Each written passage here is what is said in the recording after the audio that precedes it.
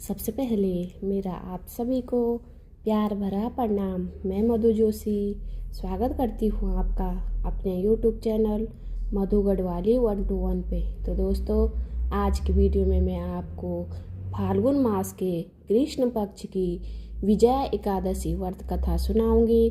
आप भी मेरे साथ फाल्गुन मास कृष्ण पक्ष की विजया एकादशी का श्रवण कीजिए। कथा ध्यान पूर्वक और पूरी जरूर सुनिएगा।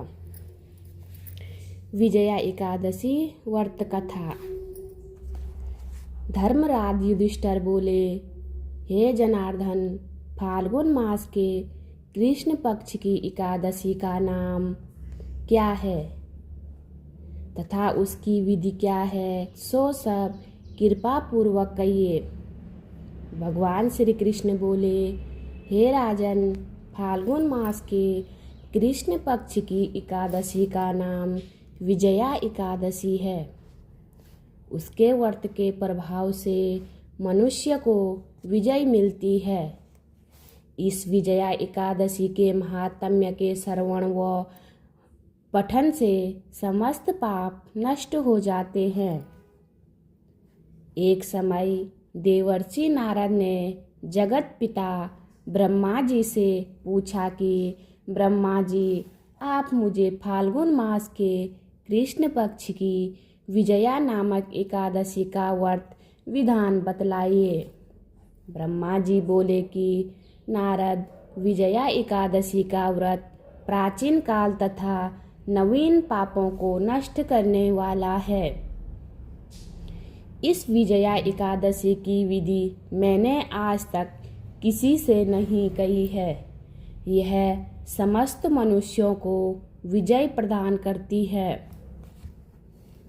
त्रेता युग में मर्यादा पुरुषोत्तम श्री रामचंद्र जी को जब 14 वर्ष के लिए वनवास हो गया, तब वह श्री लक्ष्मण जी तथा माता जानकी सहित पंचवटी पर निवास करने लगे।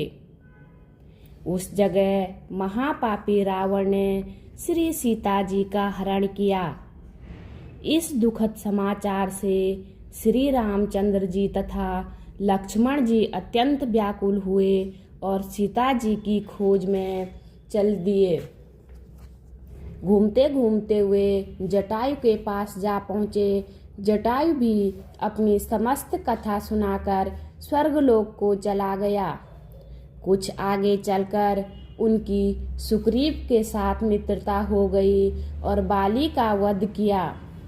श्री हनुमान जी ने लंका में जाकर सीता जी का पता लगाया और सीता जी से श्री रामचंद्र जी तथा सुग्रीव की मित्रता का वर्णन किया।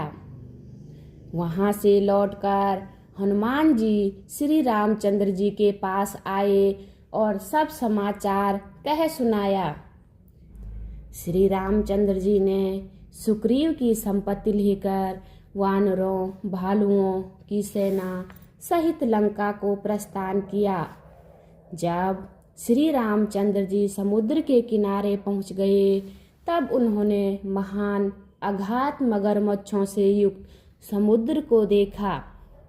श्री लक्ष्मण जी से कहा, हे लक्ष्मण, इस महान अगाध अनेकों जीवों से युक्त समुद्र को किस प्रकार पार कर सकेंगे।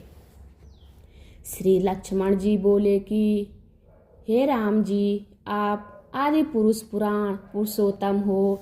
यहाँ से करीब आधा योजन की दूरी पर कुमारी द्वीप में बगदालभ्य नाम के मुनि रहते हैं।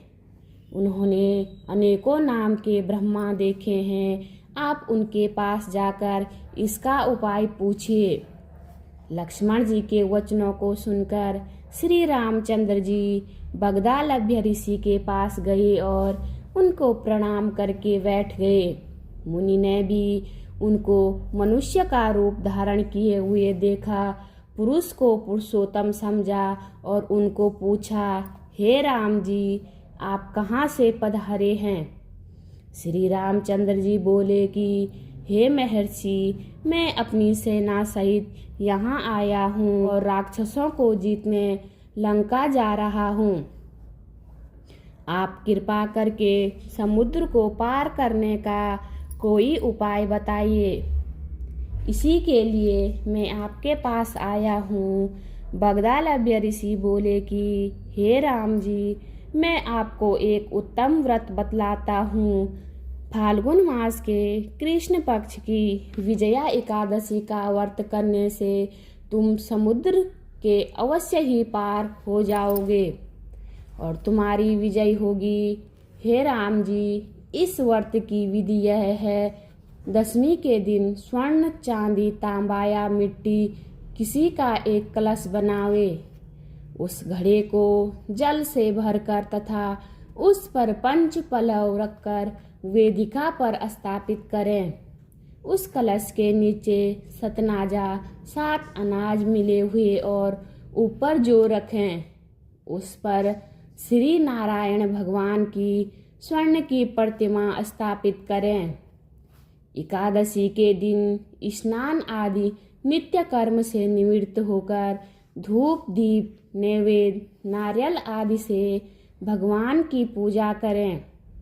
उस समस्त दिन को भक्ति पूर्वक कलश के सामने व्यतीत करें और रात्रि को भी उसी तरह बैठे रहकर जागरण करना चाहिए। द्वादशी के दिन नदी या तालाब के किनारे स्नान आदि से निवृत्त होकर उस कलश को ब्राह्मण को दे देना चाहिए। हे राम, यदि तुम इस व्रत को सेनापतियों के साथ करोगे तो अवश्य ही तुम विजयी होंगे। श्री रामचंद्र जी ने मुनि की आज्ञा अनुसार विधि पूर्वक विजया एकादशी व्रत किया और इसके प्रभाव से दैत्यों के ऊपर विजय पाई। अतः हे राजन, जो मनुष्य इस व्रत को विधि पूर्वक करेगा उसकी दोनों लोकों में विजय होगी। श्री ब्रह्मा जी ने नारद जी से कहा था कि हे पुत्र, जो इस व्रत का महात्म्य सुनता है उसको वाजपेयी यज्ञ के फल की प्राप्ति होती है। बोलिए विष्णु भगवान की जय। उम्मीद करती हूँ आपको वीडियो पसंद आई होगी। वीडियो पसंद आए तो वीडियो पे लाइक कीजिए, कमेंट कीजिए, अपने दोस्तों के साथ शेयर कीजिए। चैनल पे नए हो तो सब्सक्राइब ज़रूर कीजिए। मैं मधु जोशी मिलती हूँ आपको अगली वीडियो में। तब तक के लिए बाय बाय, धन्यवाद।